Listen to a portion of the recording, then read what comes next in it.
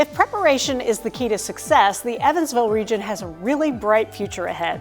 Today, we're taking a deep dive into Evansville region's data-driven community vision that began as a study in 2018 with a very bold goal in mind: to grow the Evansville region into the talent and economic region of choice in the Midwest. What is Talent 2025? That's coming up next on WNIN Newsmakers.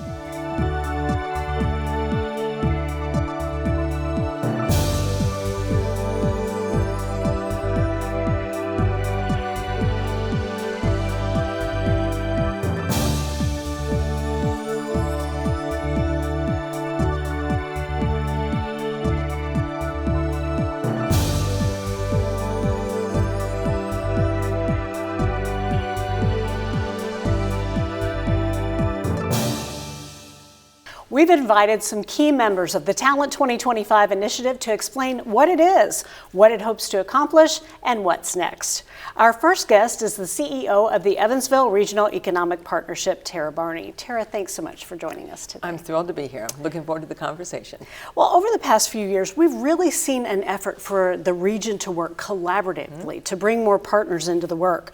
And part of that is developing a vision for what we want to be, right? Exactly. What is that vision? Well, our vision for this region is that it become an even more sustainable, resilient economy than it is, and that we become better known as a location of choice for talent and businesses throughout the Midwest.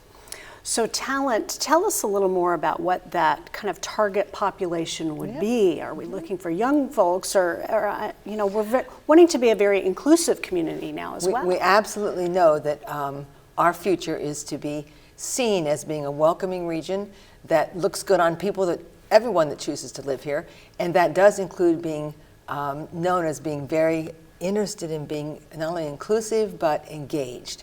And so we think that target audience is folks that are here. So our favorite audience is folks that are here. But we are also very deliberately trying to attract in talent that's early in their career. So we welcome people that are more seasoned, that are my age as well, but talent that's early in their career is the home run, because they will help us to build this region, to envision its future, and to start their families here. And are there some efforts to bring back maybe some of the kids of some of us that already live here? Oh, indeed. We are very interested in every young talent that comes here to go to college or to begin their career has the support they need to make this their best choice. And we pay very close attention to where young talent from this region is going to college or choosing other places to start their career, so we can start to target in those particular areas and make sure they see what a great hometown they've got. Right, exactly. So, when we mention region, define for us exactly what that is and who all has been involved in this work that's been taking place for quite a while now, right? It has been. We've been kind of at this conversation since 2018. Had a couple little detours during our pandemic era, but still very focused on it. And we are really interested in looking at our region because it's the natural geography. It's where people come and go for their hospital services, to shop, to work. And so we simply describe our region as the 5 counties that make up our metro area. So Gibson County, Posey, Warwick, Vanderburgh, and Henderson County in Kentucky. But in truth, we have a very amorphous exterior border of our region. It is more aligned with our labor shed because many of our businesses reach far beyond those counties to attract their talent. People live far beyond those counties and come in, so we know where the center of our region is. We don't exactly try to worry about where the outside edge of that region is. Right, okay. Well, and we have a few people on today to talk about Talent 2025, but really it's so much broader than who we're going to speak with today, right? Who have you invited into the work? Who's been involved? So Talent 25 is really, I'm going to call it our regional growth plan. It's the outcome of a lot of us that care about this region sitting together a couple years ago and saying, how can we be more deliberate about how we apply pressure and what are the goals we should challenge ourselves with? So we started, a few of us, and now we've brought in hundreds of other folks to identify peer communities, to look at some data and say, this data is not setting us up for the future we envision for ourselves. Which factors should we work on changing? So we're not trying to work on everything. We're trying to work on those that will give us more bang for the buck, if you will. Great. And so while many of us started this conversation several years ago, we've now got many nonprofits from throughout this region involved. A lot of our elected officials, citizens from all walks of life have been lending their perspective on what it means to make this a region that is first choice for lots of folks. So it's become very broad, and we want it to be much broader. So in the coming weeks and months, you'll see a lot more conversation about these goals and why they matter. Well, you mentioned goals, so tell us, what are some of the goals that you've got for this initiative? Our goals generally are making this region one that is growing, and growing makes some people nervous, but we've got to grow, so we've got people to take the jobs that we are so successful at landing. We're hitting a home run and landing jobs. Yeah. Well, we don't have enough people to fill those jobs, and many of the people that are here need the extra opportunity to be aligned with their talents and their interests and the jobs that we have. So we've got some matching to do. So one of our goals is to be very focused on every individual in this region having the tools and the opportunity for personal success. But beyond that, we're very specifically focused on inviting those businesses in that align with the business community we have here, so that add more value, and to attracting talent to choose to live in this market. And that is the big challenge of the Midwest. It is not a Evansville region specific challenge. It is a challenge for the Midwest. But we've got some assets. I mean, we underplay the river as an asset. We've got some really nice opportunities to be a place that is better than others to choose to build your career in. So our goals are really wrapped around those jobs that make sense. They're wrapped around being very intentional. You'll hear from some of my friends about what we're trying to do to make sure that we lessen poverty in our market. More families are able to live sustainably, and we pay close attention to our health. Because we know, we always hear the reports about how we're not as healthy as we should be. No one knows what that really means. Yeah. So we're paying attention to certain elements of that can actually bring about change. Wonderful. And of course, anytime you have a goal, you have to have a starting point, right? We do. So what is the starting point for our region, and how did you get that data? Where did all of that come from? Well, we have quietly started, and we made some progress. You'll hear of some great progress we made in some of our health efforts and some of our poverty efforts and some of our job attraction efforts, not the least of which were a few announcements that came out this year. But we started by looking at data. We looked at the data for our region for 20 years back. Wow. And we said, okay, what do those trend lines look like? That's a hard thing to say. Yeah. And what would they look like if we set some goals? So then we set a goal and we adjusted the line. And we found the opportunity to turn those negative lines up. We said, those have got to be our goals. Yeah. Because if we were a region that was being more successful in these key areas, we would be generating the extra resources, the extra support, the people we need to give us the vitality that we all aspire for. And so we measure those goals, those data points every year. And so we can look back now for the 4 years we've been doing this and see how our data's changed. Good enough, not so good, where do we need to put more effort? Right. And I think that what's important in this conversation is not just the energy that comes from this work, but moving some of those needles, because they'll set us up for long-term success. Wow, it sounds like there's been a great plan put in place. Looking forward to hearing more about it. Well, we're looking forward to everyone in this community being part of the solution. Thank you so much for joining us today. My pleasure.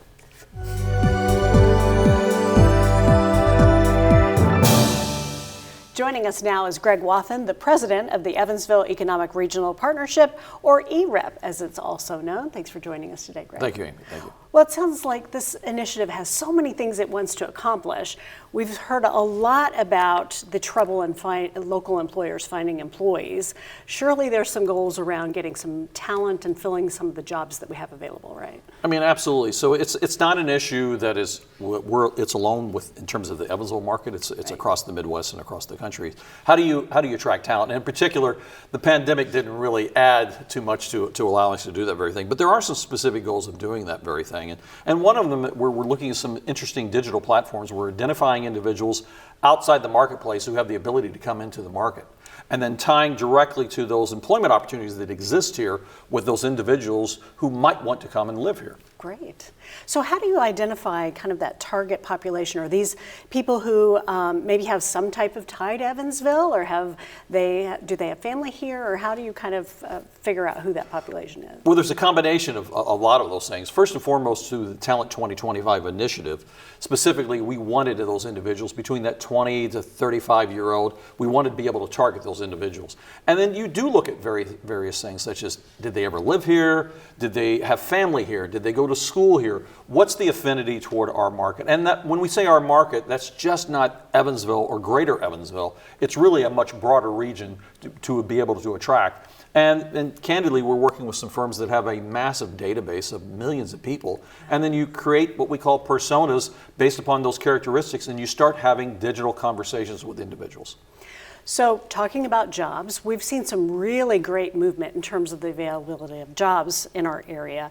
But how do we keep that kind of pumping into that and then keep people creating jobs whenever we're looking for people to fill those jobs? How does that work? It's pretty complex, isn't it? It's a kind of an interesting balance. Part of it is technology. Is the more integration you have in technology, you look at upgrading those skills. And certainly some of our team members that were and our partners, you'll be talking about education, because education is really a key to allow not only those individuals to upskill their existing skill level, but also for those younger individuals as they're looking to leave the school system of how do they get and find meaningful employment. So for us, education is a real key in that regard. But you know, it's kind of just a combination of skills, looking at identifying individuals that might have an affinity toward our market, and as we're doing that, and showing them what a great quality of place this is in our market, and a great place for them not only to live but work and play as well. So how are you seeing those jobs evolve? Are we really seeing the shift of job availability moved more toward advanced manufacturing, robotics, things like that? Is there a new skill set that people are going to need? Well, most assuredly. I think the two largest sectors in our market, no one would guess that it wasn't, but manufacturing and advanced manufacturing. What does that mean? And then health and life science. By far the two largest sectors. So for us, as we're looking at that, is how do you integrate technology into the manufacturing setting? And whether that be robotics or some type of hybrid thereof. And for us, one of the projects that we have within our ready portfolio of potential projects is taking and leveraging an asset that's already here at Vincennes University and their campus there, and making that more of a robotics center. And so as we're seeing in the future, manufacturing is going to change. And the same way with health and life science. Health and life science is really dependent upon technology and integration of technology. And because you're just seeing fewer doctors become available, so you're looking at those ancillary support services and then integrating technology into supporting the overall economy. Wow.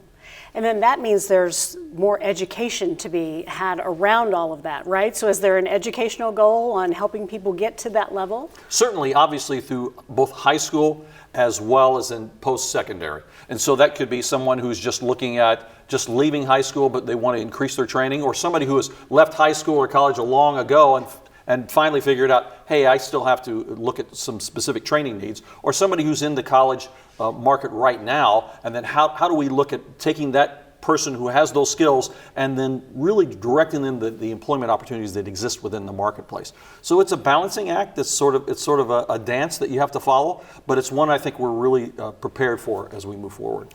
So beyond jobs and population growth, it's also about being an attractive region, quality of place. Right. So are there some goals around that as well? Oh, absolutely. I mean, having a better quality of place. I mean, you can't just live nowhere. You have to be somewhere. Right. And I think a lot of times we always forget about it is that you create these neighborhoods, because much of it is created within the neighborhood setting itself, but you want a better quality of place. I mean, you and I, we live here for a very specific reason, but if we build a better mousetrap, we have the ability then for people to come in. Think about all the opportunities for individuals across the country. They can live anywhere. Right. So how do we attract them into our marketplace? It's building a better quality of place. And that's so incredibly important, because we not only want to retain the talent that's already here, but attract future talent into our marketplace.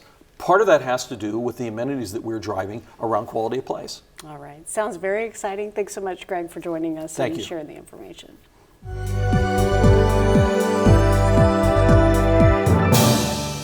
Now we're joined by Marcia Forston of Junior Achievement and Pat Creech of the Wellborn Baptist Foundation to continue our discussion about Talent 2025 and all the amazing work that's happening behind the scenes. Thank you so much for joining us. Good to be here. Good to be here. Well, Pat, let's start with you. When we talk about making large-scale change in cities, social determinants of health often comes up. Can you explain what that is and what that means? Yeah, I'll try to do that, Amy. So when we think about the conditions that we grow up in, that we live in, that we work in, that we learn in, and that we age in, those conditions all affect our quality of life and our health. And it's been said that our zip code determines more about our overall health than our genetics. Wow. And that's what the evidence is showing these days. So there's a lot of factors that influence our health beyond what our parents handed down to us.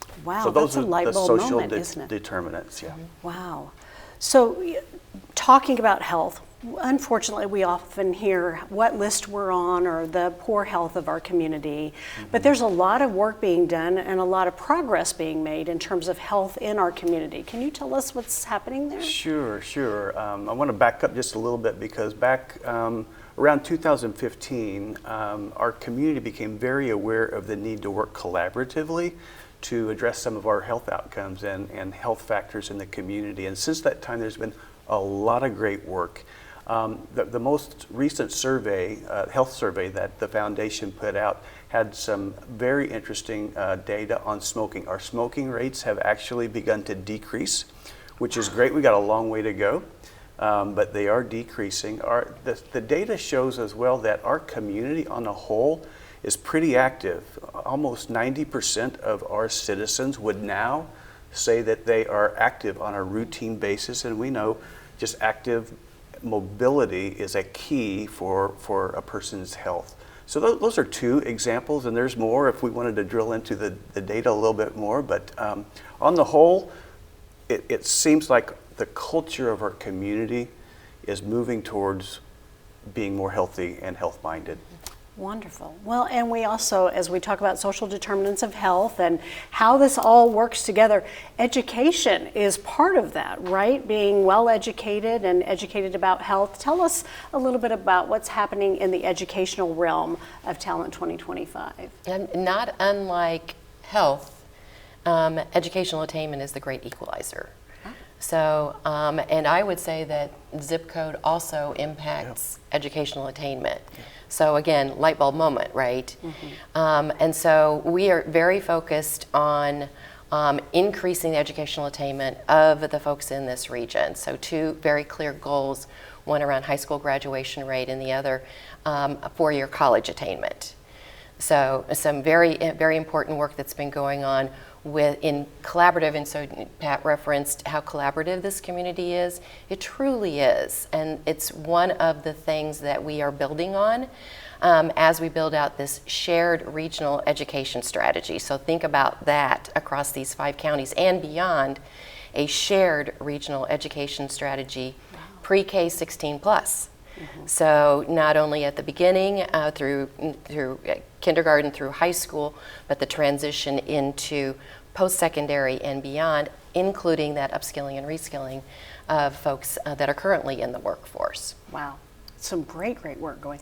And I don't think people realize that these two elements really work together.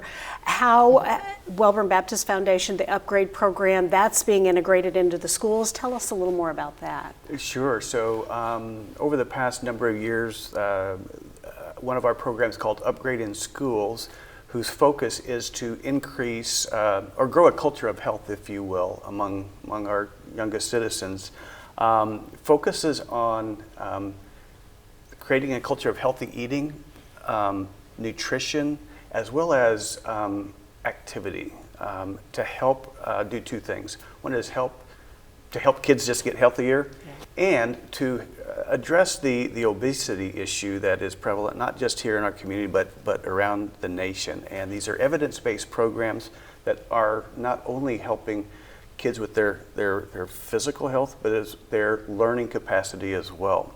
So as kids are getting healthy, as they're more active, as they're eating better, their grades are improving as well. So it's definitely one of those education and health links in that program. Wonderful.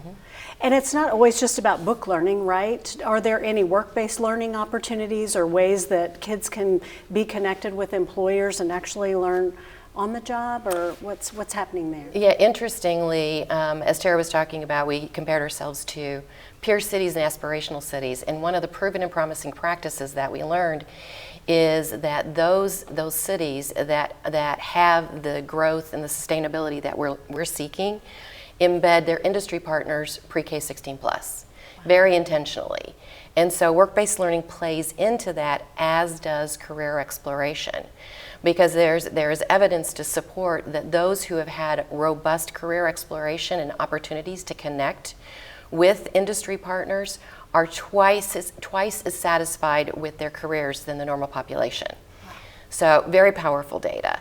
So work-based learning and career exploration are very, very key to some of the initiatives that we are working on here in this region. In fact, building on some of the successes that are already out there, and then being able to take those to scale so that we now are providing access for all students for these opportunities, so that we can lift those up that maybe don't have access to that, as well as encouraging those who do to stay here in our region and not go somewhere else. Wonderful.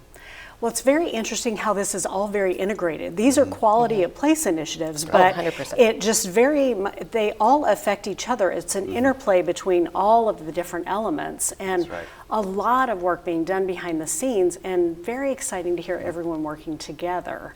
So thank you both so much for being on.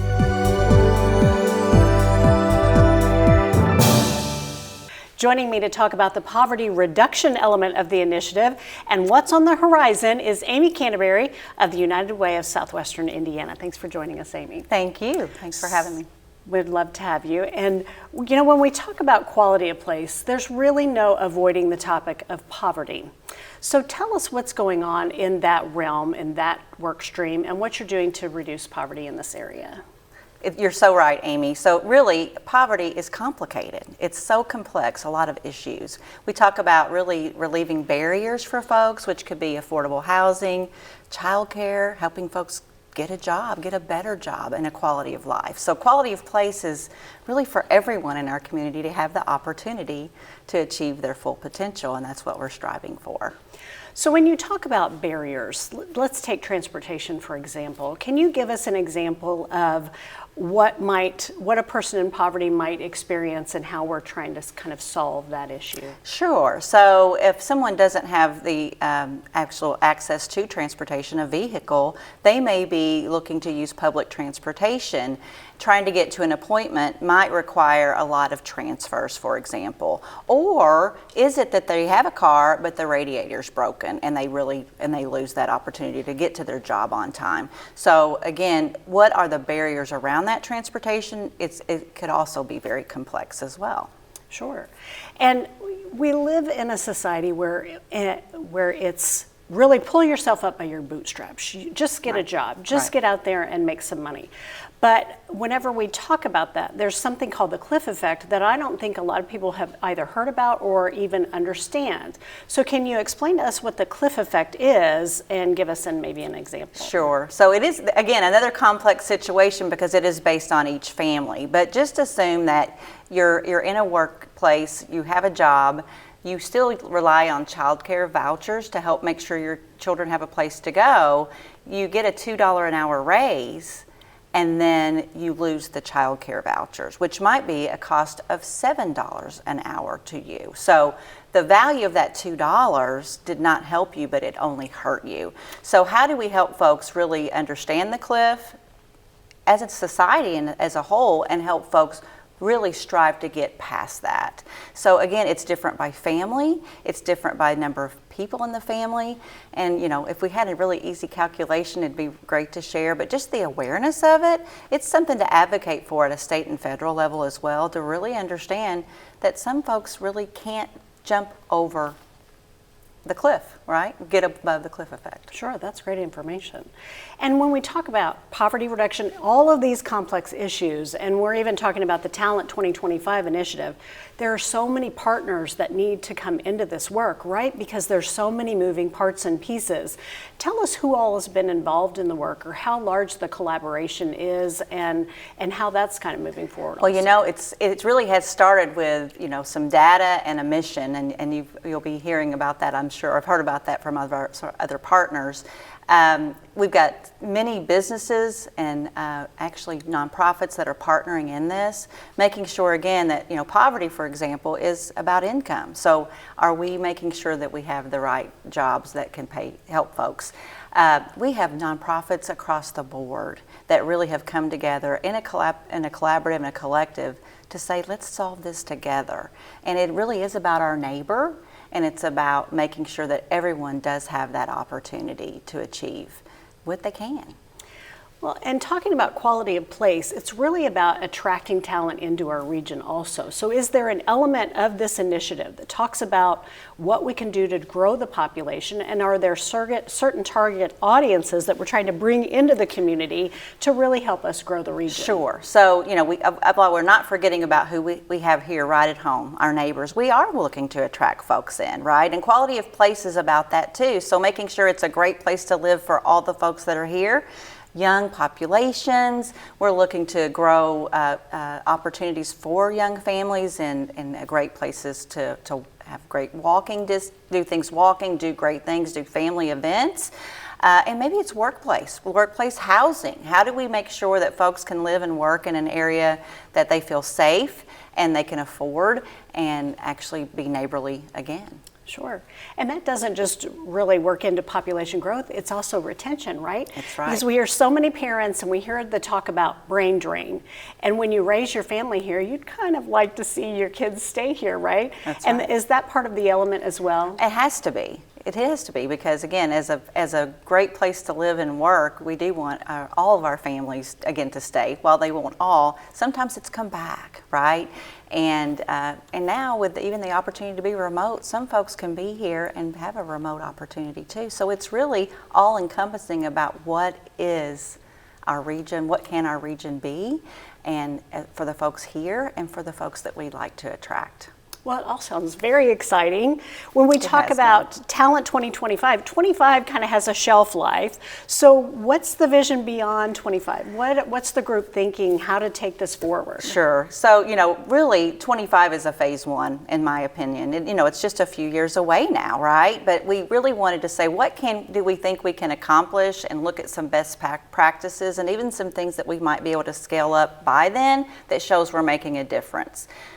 If it were 2040, we might have waited to 2035 to get started. So 25 put an urgency to it so that we can actually then continue to expand upon what we're doing well. We may fail forward, we're going to make mistakes, but how can we continue to look at the best ways to help our neighbors, help our community be a thriving place for everyone having that opportunity. Sounds like some great work's being done, very exciting, and we'll keep our pulse on this to make sure how that's moving forward in the future. Fantastic. Thanks so much for joining us.